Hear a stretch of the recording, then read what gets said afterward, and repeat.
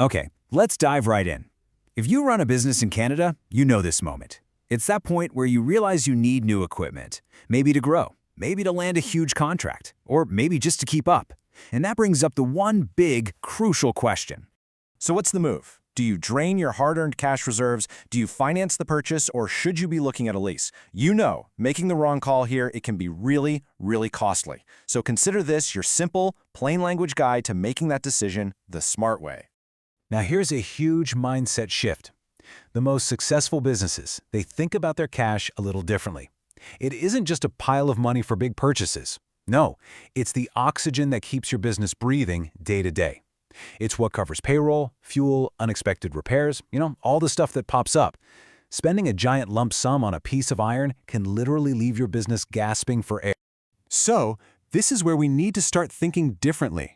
Let's look at financing and leasing not as just taking on debt, but as a strategic tool. It's all about actively protecting your business's most vital resource. It's cash flow. It's oxygen. So why is this such a game changer? Well, it really boils down to three huge advantages. First, you get to match your costs to your revenue. I mean, if a machine is earning you money every single month, doesn't it make sense to pay for it every single month? Second, you keep your flexibility. Technology changes, your jobs change. Leasing can stop you from getting stuck with an expensive, outdated asset. And third, it's all about speed. When that big opportunity lands, financing is almost always the fastest way to get the gear you need to say yes and get to work. Okay, so we've got the why down. We know why financing is such a powerful tool. Now let's get into the what. We're going to map out the different options so you can navigate this whole world with a lot more confidence. At the highest level, it's actually pretty simple. It all boils down to one key difference. With financing, you own it, period. You borrow the money, you buy the asset, you build equity from the very first day.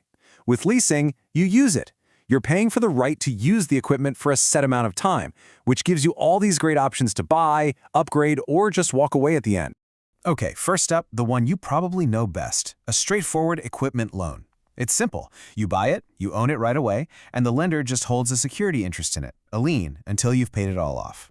This is perfect for those long-term assets that really hold their value, like heavy machinery. Then you've got this really interesting hybrid, the lease with a buyout option. Now, this often feels just like a loan because you've got your regular payments, but on paper, the leasing company actually owns the asset. But here's the kicker. At the end of the term, you get the choice to buy it for a price you both agreed on from the start. It's kind of the best of both worlds. And this is super smart, especially for anything involving tech. A flexibility lease is designed specifically for assets that get outdated fast. Think computers, specialized software, or advanced manufacturing tools.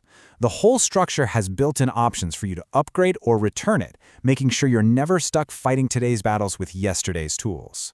Okay, listen up, because this next part is absolutely critical. We're going to pull back the curtain and look at how lenders really think. This is the approval playbook, and honestly, understanding this is going to completely change how you approach getting funded. Here it is. This is the single biggest mindset shift you need to make. Lenders don't actually approve a truck or a dozer or a printer. They approve risk.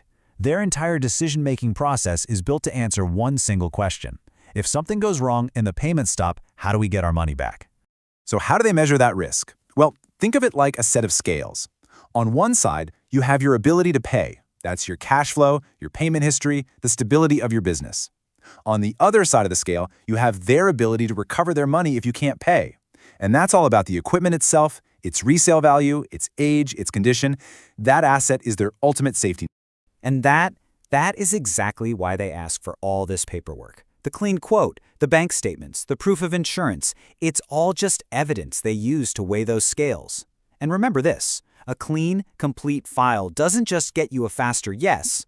By lowering their perceived risk, it almost always gets you a better deal.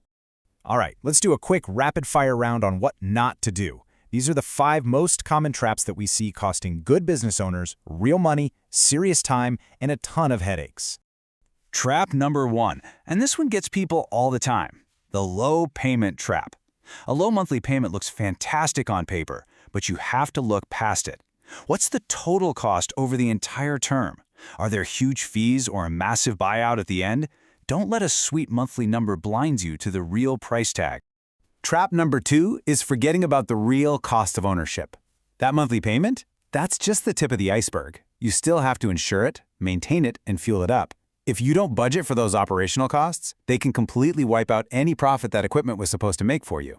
Trap 3 is all about what's buried in the fine print. You have got to watch for clauses that can really limit you, like restricting where you can even use the machine or forcing you to get permission just to move it.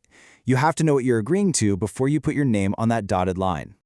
Okay, trap 4 is a big one, mentally. Remember, financing is a tool, it is not a magic fix. If you're buying the wrong piece of equipment for the job, getting a great financing deal doesn't change that.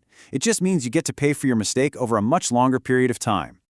And last but not least, trap number 5. And you see this a ton with private sales. Messy paperwork.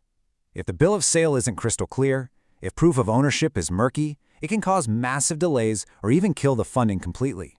For a lender, clean, verifiable paperwork is totally non-negotiable. So after all that, how do you put it all together and make a really smart call? Well, we've boiled it all down into one simple but really powerful checklist for you. Before you sign anything, just ask yourself these 5 questions. Number 1, the job. What is this thing actually going to do for my business? 2, the cash flow. Is this machine going to pay for itself?